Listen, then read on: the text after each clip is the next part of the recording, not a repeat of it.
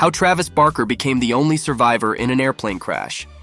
Travis Barker, the drummer for the pop-punk band Blink-182, was the sole survivor of a horrific plane crash in which his friends died, and he is the only survivor of that devastating airplane crash. Though he survived, the experience left him with both physical and emotional scars. Even he decided never to board a plane again after such a life-altering experience. What exactly happened in that incident? And how did he manage to survive against all odds? Hey guys! Thanks for tuning in to another exciting episode on our channel. Don't forget to like the video, and hey, if you're new here, subscribe and hit the bell icon so you never miss out on the latest updates.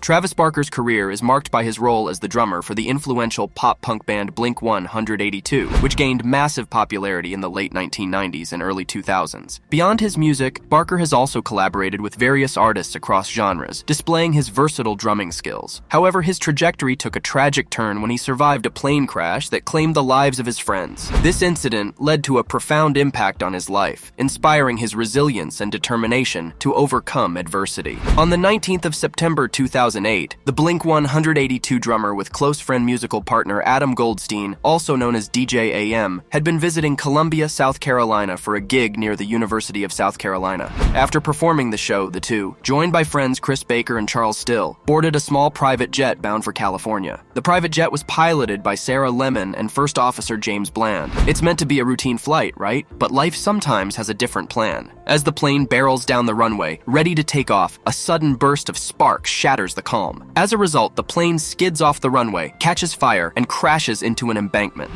Tragically, Baker, Still, Lemon, and Bland were all killed in the crash, while Barker and Goldstein suffered second and third-degree burns. The fire that consumed the crash scene was so intense that investigators were concerned the plane's black box, which holds vital data about the flight, might be too damaged to recover. But luckily, they managed to salvage some information. In 2010, the NTSB released a report detailing the cause of the crash. The tires of the Learjet 60 were underinflated. Imagine tires losing about 2% of their pressure each day. If they aren't checked and maintained, they should be replaced every 8 days. But here's the shocking part. The last tire check was a whopping 3 weeks prior. As the jet hurtled down the runway at a staggering 150 miles per hour, all 4 tires exploded in rapid succession, but it didn't stop there. A piece of tire debris struck the plane with a force that wreaked havoc on its hydraulic system, rendering the brakes useless. And brace yourself for this. The thrust reversers responsible for slowing down the aircraft suffered damage too. This unexpected power boost added more force to the engine, causing the plane to pick up speed. Even with just 35 hours of flying experience on this aircraft model, the pilot tried to abort takeoff. Unfortunately, the jet was moving too fast for a safe stop.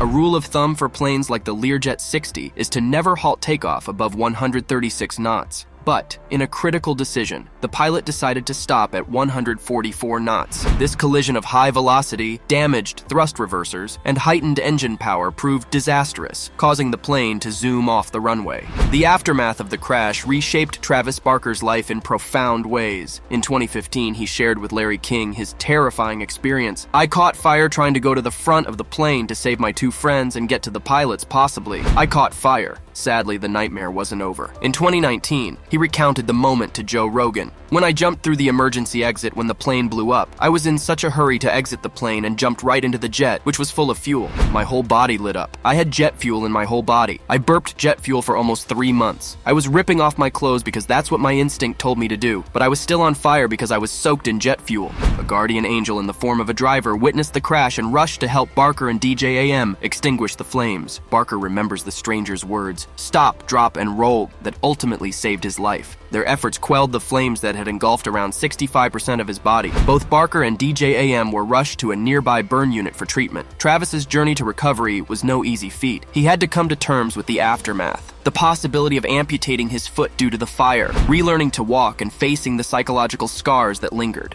Unfortunately, DJ AM lost his battle with addiction and passed away just a year later. Friends believe the crash's trauma played a role in his struggles, but let's focus on the glimmer of hope. In the aftermath of this life-altering experience, Travis made a life-changing decision. He would never board a plane again. In 2013, he skipped Blink-182's Australian tour due to his fear of flying. And in a courageous move, he took a boat to Europe for their continental tour. Travis's journey of healing involved surgeries, therapy, both physical and mental, and months of grappling with his new reality. But here's where the story takes a heartwarming turn. Travis's experience sparked a fire within him to give back. He stepped up to support other burn victims, visiting the recovery center during Christmas and offering his assistance in any way possible. So there you have it, a tale of resilience, survival, and the unyielding human spirit.